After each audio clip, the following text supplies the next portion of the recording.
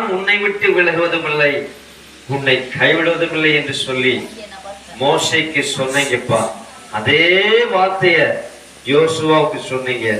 நீ உயிரோடு இருக்கும் நாளெல்லாம் ஒருவனும் உனக்கு முன்பாக எதிர்த்து நிற்பதில்லை, நான் மோசையோட இருந்தது போல உன்னோடும் இருப்பேன், நான் உன்னை விட்டு விலக மாட்டேன், உன்னை கைவிட மாட்டேன்னு சொன்னீங்க. அந்த வார்த்தையை இன்றைக்கு இந்த 2025ஆம் ஆண்டு இயேசு மன்னிக்கிறார் சபைக்கு இங்க கூடியிருக்கிற ஒவ்வொரு பிள்ளைகளுக்கும் குடும்பத்தாருக்கும் எங்களுடைய ஆவி ஆத்மா சரீரத்துக்கு எங்களுக்கு நீர் வாக்குத்தத்தமா கொடுப்பதற்காக ஸ்தோத்திரம்.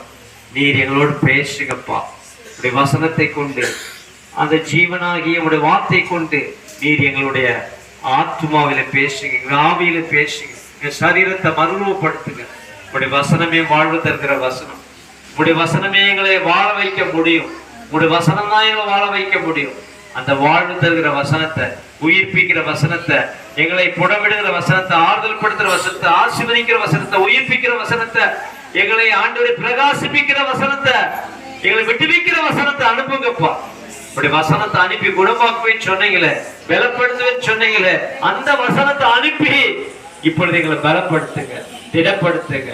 எங்களை கர்த்தருக்குள்ள இயேசுக்குள்ளாக இன்னும் நிலைநிறுத்துங்க. வேரூன்றி கனிகள் கொடுக்கிறவர்களாய் 30, 60, 100 கனிகள் கொடுக்கிறவர்களாய் மாற்றுங்க, மறுரூபப்படுத்துங்க. இப்படி வருகை சீக்கிரமா இருக்கிறபடினாலே நாங்கள் காத்திருந்து